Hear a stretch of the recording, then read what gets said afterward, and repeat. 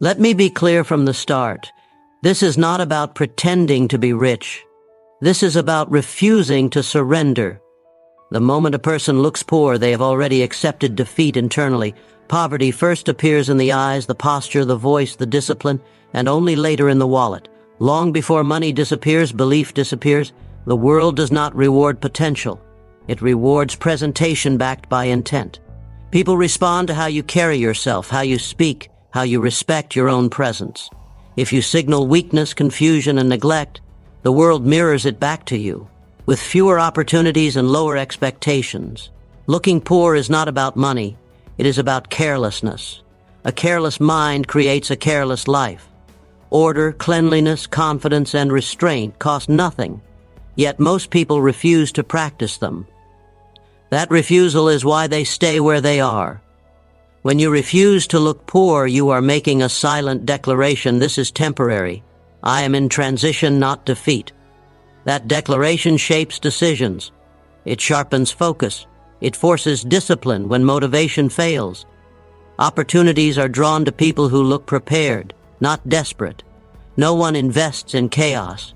No one follows uncertainty. Even when you have nothing, you must carry yourself as someone who is becoming something. This is not deception. This is alignment. You are aligning your outer behavior with your inner intention. You are training your mind to expect better, demand better, and work for better. Never confuse humility with neglect. Humility is strength under control. Neglect is surrender disguised as honesty. Refuse to look poor, because every day you do, you rehearse failure. Every day you don't, you rehearse success. Your appearance, discipline, and self-respect are your first assets. Protect them fiercely until the rest catches up. Poverty begins in appearance and attitude long before it shows in the bank account. Long before money runs out, standards run out. Long before opportunity disappears, discipline disappears. What people call bad luck is often the visible result of invisible surrender. The body slouches, the eyes avoid contact, the voice loses certainty, and only later does the wallet reflect what the mind already accepted. Understand this clearly: money does not leave first. Respect leaves first. When a person stops caring how they show up, how they speak, how they carry themselves, they have already signed an internal agreement with limitation. The world doesn't punish poverty. It responds to signals, and the signal of a defeated attitude is loud, even when spoken silently. Most people misunderstand poverty. They think it is a lack of money. It is not. Poverty is a lack of order, intention, and expectation. Two people can have the same empty bank account. One is temporarily broke, the other is permanently poor. The difference is not cash, it is posture, habits, and standards. One is waiting for rescue, the other is preparing for rise. The world is brutal but honest. It does not ask what you meant to do. It reacts to what you project. If you look uncertain, you are treated as uncertain. If you look careless, you are handled carelessly. If you look defeated, you are overlooked without apology. This is not cruelty, this is reality operating without emotion. Looking poor is not about wearing expensive things, it is about neglect. Neglect of body, neglect of speech, neglect of environment, neglect of self-discipline. These are not money problems, these are decision problems. Cleanliness is free. Posture costs nothing. Preparedness requires only effort. Yet millions refuse to pay even that price. The dangerous lie people tell themselves is, I'll carry myself better when I succeed. That is backwards. You never rise into discipline. You rise because of discipline. The outer world follows the inner order, not the other way around.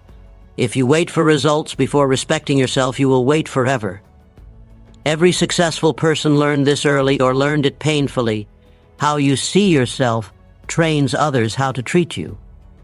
If you treat yourself like a temporary failure, the world will make it permanent. If you treat yourself like someone in transition, doors begin to behave differently. Conversations change. Expectations shift. Opportunities appear where none existed before. Refusing to look poor is not pretending to be rich. Pretending is fragile. Discipline is solid. This is about refusing to rehearse defeat daily. Every time you show up sharp, intentional, and controlled, you reinforce an identity of competence. Identity drives behavior. Behavior compounds into results. Poverty thrives in chaos. Chaos in time management, chaos in appearance, chaos in thinking. Order is the enemy of poverty. Order forces clarity. Clarity forces decisions. Decisions force movement. Movement forces growth. That change starts with something as simple and as powerful as how you present yourself to the world. People underestimate how much opportunity is visual and behavioral before it is financial. Investors, employers, mentors, and leaders all ask the same silent question when they see you. Is this person ready? Not rich. Ready. Readiness shows in composure, speech, restraint, and confidence. Desperation repels. Preparation attracts. When you look poor, you lower the ceiling of what life offers you. When you refuse to look poor, you raise expectations. First your own, then everyone else's. You stop begging silently and start negotiating with reality from a position of self-respect. This mindset demands responsibility. You cannot hide behind excuses. You cannot blame circumstances while broadcasting surrender through your habits. You either command your image and attitude, or you allow them to betray you daily. The truth is uncomfortable but liberating. No one owes you belief. You must demonstrate it first, through discipline when it's hard, through standards when it's inconvenient, through consistency when motivation disappears. Refuse to look poor, because every day you don't, you condition your mind for something higher. You tell yourself, this is not my destination. That message shapes choices, and choices shape destiny. Money will eventually follow the man or woman who refuses to collapse internally, but it never follows someone who already looks defeated. Carry yourself like someone who is on the way, not someone who has given up. That decision costs nothing, and it changes everything. The world treats you based on the signals you send, not your intentions. Reality does not pause to ask what you meant to do, what you planned to become, or how hard you tried. It reacts only to what you display. Through your posture, your tone, your habits, your consistency. Intentions are invisible. Signals are not. And life is brutally literal in the way it responds to what it can see. Most people live trapped inside good intentions. They believe effort without evidence should count. They expect patience from a world that only respects clarity. They hope understanding will arrive where preparation is absent. But hope is silent, and silence is ignored. The marketplace of life rewards what is obvious, repeatable, and reliable, not what is privately desired. Every interaction you enter sends data. Before you speak, your body speaks. Before you explain, your behavior explains. Before you ask for trust, your discipline announces whether you deserve it. People decide how seriously to take you within seconds, and that decision is rarely revisited. Not because they are cruel, but because attention is scarce and certainty is valuable.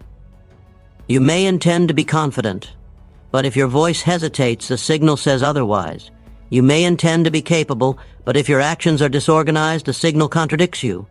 You may intend to be committed, but if your consistency collapses, the signal exposes the truth. Intentions do not override evidence. Evidence crushes intentions every time. This is why so many people feel misunderstood. They believe the world is unfair, when in reality it is simply responding accurately. Life does not misjudge, it mirrors. It reflects back the discipline you practice, the standards you tolerate, and the urgency you demonstrate. If you look uncertain, you are treated as uncertain. If you look careless, you are handled carelessly. Not because people hate you, but because signals guide decisions. Signals are created in small moments. How you show up when no one is watching. How you manage time. How you maintain order under pressure. How you speak when challenged. These are not dramatic acts, they are daily broadcasts, and the world is always tuned in. The dangerous illusion is believing that potential is enough. Potential without signals is invisible. No one invests in what cannot be verified. No one follows what feels unstable. No one trusts what appears inconsistent. The world moves toward certainty, even when that certainty is imperfect. This is why disciplined people rise faster than talented ones. Talent is silent until activated. Discipline is loud. It announces reliability. It sends the signal that effort will not collapse under stress. In environments where risk exists, business, leadership, relationships, Signals of stability outweigh raw ability. You do not convince the world with explanations. You convince it with patterns. One strong day means nothing. Repetiti on builds belief. Consistency becomes reputation. Reputation determines access. Access determines opportunity. That entire chain begins with the signals you send before you ever ask for anything. When people say, they didn't give me a chance, what they often mean is, my signals didn't justify one. That is uncomfortable to accept because it removes the comfort of blame. But it also restores control. If outcomes respond to signals, then signals can be changed. Changing signals requires responsibility. It means aligning behavior with intention instead of hoping intention will excuse behavior. It means removing contradictions between what you say and what you do. It means understanding that every excuse weakens your signal, and every act of discipline strengthens it. The world is not inspired by words. It is persuaded by alignment. When your actions, habits, and presence agree with your stated goals, resistance drops. Doors open quietly. Trust forms without negotiation. You stop chasing validation because your signals do the work for you. This is not about manipulation. It is about integrity.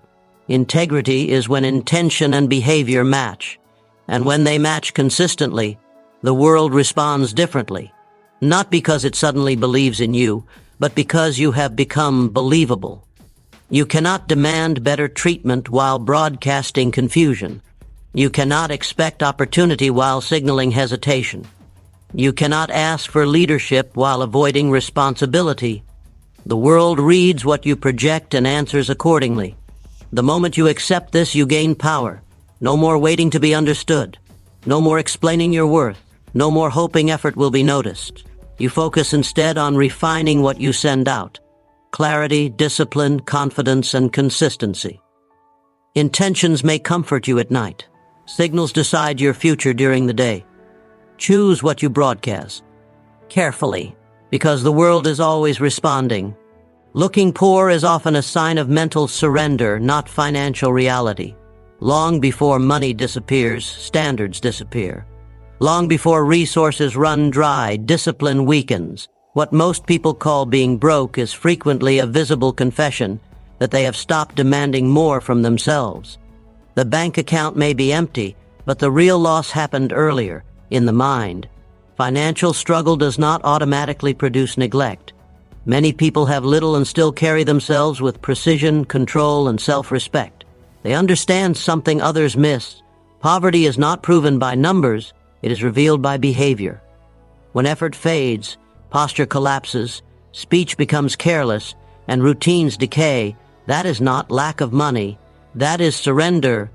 Mental surrender is subtle. It does not announce itself loudly. It whispers. It says, this is just how things are. It says, there's no point trying today. It says, I'll fix this later when life improves. Those thoughts slowly erode standards, and once standards fall, appearance follows. Not expensive appearance, intentional appearance. Clean becomes optional. Order becomes unnecessary. Pride becomes arrogance in disguise, and neglect is justified as honesty. People confuse authenticity with carelessness. They say, this is the real me, when what they mean is, I'm tired of resisting decline. Authenticity is not the absence of effort, it is the alignment of effort with values. When values weaken, effort disappears. That disappearance shows up externally, even when finances have not yet collapsed. The world reads these signs clearly. It does not ask whether your situation is temporary or permanent. It reacts to what it sees. When someone looks mentally surrendered, opportunities bypass them quietly. Not out of cruelty, but out of risk avoidance. No one entru. Responsibility to someone who appears to have abandoned control. Looking poor is rarely about lacking money. It is about lacking intention. Intention to prepare. Intention to maintain. Intention to respect the space you occupy. These things require energy, not wealth. And when energy is withdrawn, it signals that the person has accepted limitation as identity. The most dangerous moment is when surrender feels reasonable, when neglect feels logical, when standards feel unnecessary because no one is watching. That is when decline accelerates. Because the habits you practice in private become the signals you broadcast in public. Mental surrender creates a loop. Lower standards produce weaker behavior. Weaker behavior produces worse outcomes. Worse outcomes justify lower standards. And the cycle tightens. Eventually, financial reality catches up to the mental one, not as a surprise, but as a confirmation of what was already decided internally. But the opposite is also true. Refusing to look poor is not denial, it is resistance. It is the refusal to let circumstance dictate identity. It is the discipline to maintain order when chaos would be easier. It is the decision to carry yourself like someone who is passing through difficulty, not living in it. This resistance builds momentum. Order sharpens thinking. Clear thinking produces better decisions. Better decisions slowly alter results. The transformation begins not with money but with standards. Standards are the bridge between mindset and material change. Many people wait for financial improvement before improving themselves. That wait becomes permanent. Growth does not reward patience without action. It rewards alignment. When your behavior reflects confidence in a better future, your mind begins to cooperate with that future. Mental surrender tells the mind, this is enough. Resistance tells it, this is tempo. Rarely. One freezes progress. The other demands movement. One shrinks possibility. The other stretches it. Looking poor is not humility. Humility is strength under control. Looking poor is strength abandoned. It is potential left unattended, and unattended potential does not stay neutral. It decays. The harsh truth is this: no one can rescue someone who has already given up internally. Help sticks only to those who are still holding themselves together. Discipline signals readiness. Neglect signals risk. The world responds accordingly. Every day you choose how you show up, you are choosing whether to reinforce surrender or resistance. No speech, no dream, no intention can override that choice. You do not need money to look sharp, focused, and composed. You need decision. You need refusal. You need the courage to maintain standards when they feel pointless. That refusal is not cosmetic. It is strategic. It keeps the mind in fighting condition. And a mind that is not surrendered will eventually find a way out. Because poverty that lives only in numbers can be temporary. Poverty that lives in the mind becomes permanent. Self-respect is visible before success arrives. Strong starts line expend it and don't heading in 800 words. Self-respect is visible before success arrives. Long before results appear, before recognition, before validation, there are signals that announce who is coming, and those signals are never financial. They are behavioral. They show up in how a person speaks when no reward is guaranteed, how they carry themselves when no one is watching, and how they treat their own standards, when cutting corners would be easier. Most people believe success creates self-respect. That belief is backwards and costly. Success does not install discipline, order, or integrity. It reveals whether they were already there. The habits you practice while unnoticed are the same habits that will govern you when you are seen. If self-respect is missing in obscurity, it will not magically appear in spotlight. Self-respect is quiet. It does not announce itself. It does not beg for attention. It is visible because it is consistent. It appears in punctuality, in preparation, in restraint. It shows in the refusal to complain publicly while doing nothing privately. It shows in the way someone protects their time, their word, and their focus. The world responds to self-respect instinctively. People trust those who demonstrate control. They listen to those who move with intention. They invest in those who clearly invest in themselves. Not because it feels nice, but because self-respect reduces risk. It signals reliability. It suggests that effort will not collapse under pressure. Many people misunderstand confidence and mistake it for loudness. True self-respect does not need volume. It does not chase approval. It does not over-explain. It does not perform desperation. It allows silence to work because silence backed by discipline is powerful. Before success arrives, self-respect is tested constantly. It is tested when excuses are available. It is tested when no one is rewarding effort. It is tested when shortcuts promise faster relief. Those moments are where identity is decided. Every time a person chooses standards over convenience, they reinforce an internal authority that later becomes external credibility. Self-respect shapes choices. Choices shape habits. Habits shape outcomes. This chain is invisible to those who only watch results, but it is obvious to those who understand growth. You can often predict who will succeed simply by observing how they behave when success is absent. People who lack self-respect broadcast it without words. They interrupt themselves. They arrive unprepared. They allow disorder to dominate their environment. They explain instead of execute. None of this is caused by lack of ability. It is caused by lack of internal command. The uncomfortable truth is that no one will take you more seriously than you take yourself. You cannot demand respect while violating your own standards daily. The world does not negotiate with contradiction. It mirrors it. Self-respect is not arrogance. Arrogance is insecurity with noise. Self-respect is stability without performance. It does not inflate identity, it grounds it. It allows a person to improve without collapsing and to be corrected without resentment. When self-respect is present, struggle does not degrade character, it sharpens it. Failure becomes information, not identity. Delay becomes preparation, not discouragement. This mental posture is what allows people to persist long enough for results to catch up. The absence of success is not an excuse to lower standards. It is the reason to raise them, because standards create momentum, and momentum attracts opportunity. No one mentors chaos. No one funds carelessness. No one follows inconsistency.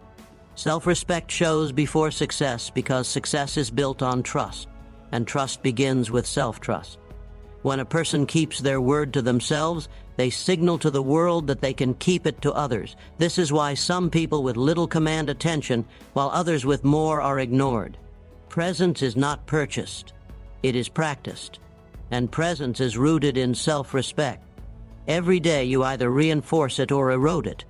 Through what you tolerate, through what you postpone, through what you excuse. Those decisions accumulate silently until the results appear publicly. By the time success arrives, self-respect is no longer a goal. It is already a habit, and habits do not break under pressure, they reveal themselves. So if success feels distant, do not ask what you lack externally, ask what you are tolerating internally. Because when self-respect is visible, success is only a matter of time. Discipline in small things creates belief in big outcomes. Before ambition feels real, before confidence feels justified, before success feels possible, belief is constructed quietly through repetition. Not through grand declarations, not through motivation, not through vision boards, but through small, controlled actions done when they feel insignificant. Most people wait to believe before they act. That wait destroys them. Belief is not the starting point, it is the byproduct. You do not wake up convinced you can win. You earn that conviction by keeping promises to yourself when no one is watching, and no reward is guaranteed. Every small act of discipline is a vote for the person you are becoming. The mind does not trust words, it trusts evidence. When you say you want more but fail to execute on minor commitments, your mind learns a brutal lesson: your intentions are unreliable. Over time, this erodes confidence. Big goals begin to feel unrealistic not because they are impossible, but because your internal credibility is damaged. Small disciplines repair that credibility. Waking up when you said you would, finishing what you start, maintaining order when chaos would be easier. These actions seem trivial, but they send a powerful message inward: I do what I decide. That message compounds. The mind begins to cooperate. Doubt loses authority. This is why people with massive potential feel paralyzed. They chase big outcomes without building the behavioral foundation required to believe in them. They want confidence without consistency, vision without structure, results without restraint. The mind rejects that fantasy and replaces it with hesitation. Discipline removes hesitation. It simplifies decision-making. When routines are set, energy is conserved, focus sharpens, progress becomes predictable, and predictability builds belief. You stop wondering if you can do hard things because you have already proven it. in small ways every day. There is nothing glamorous about small discipline. That is precisely why it works. It filters out those addicted to excitement. It favors those willing to be bored, repetitive, and uncomfortable. Over time, that willingness separates professionals from dreamers. Big outcomes require trust from partners, teams, investors, and life itself. Trust is built on reliability. Reliability is built on small, consistent actions. No one trusts a person who collapses on details to handle responsibility at scale. The universe follows the same logic. People often ask how to stay motivated for large goals. The answer is simple and unpopular: you don't. Motivation is volatile. Discipline is stable. You design systems that function regardless of mood. When emotion fades, structure remains. That structure carries you forward. Small discipline also teaches patience. You learn that progress is layered, not explosive. You stop chasing shortcuts, because shortcuts bypass belief.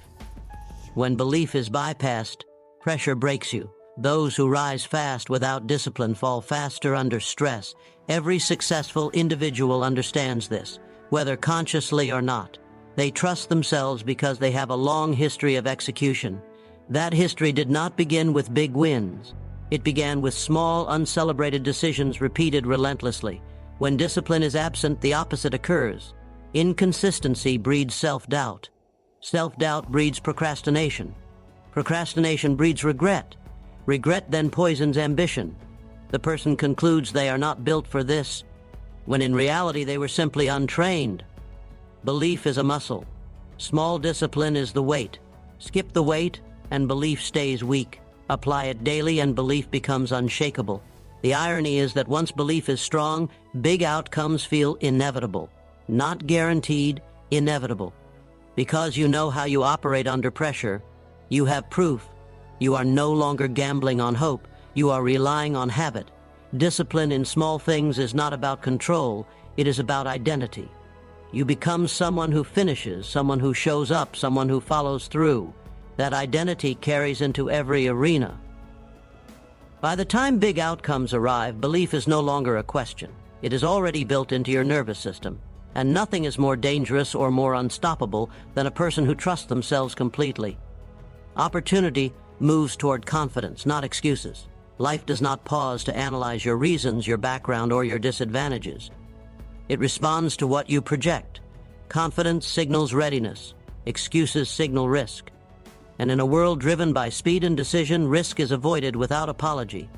Most people believe opportunity is blind or fair. It is neither. Opportunity is selective.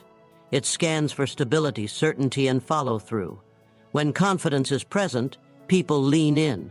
When excuses appear, attention pulls back. This happens instantly, often subconsciously, and it happens everywhere, in business, relationships, leadership, and growth.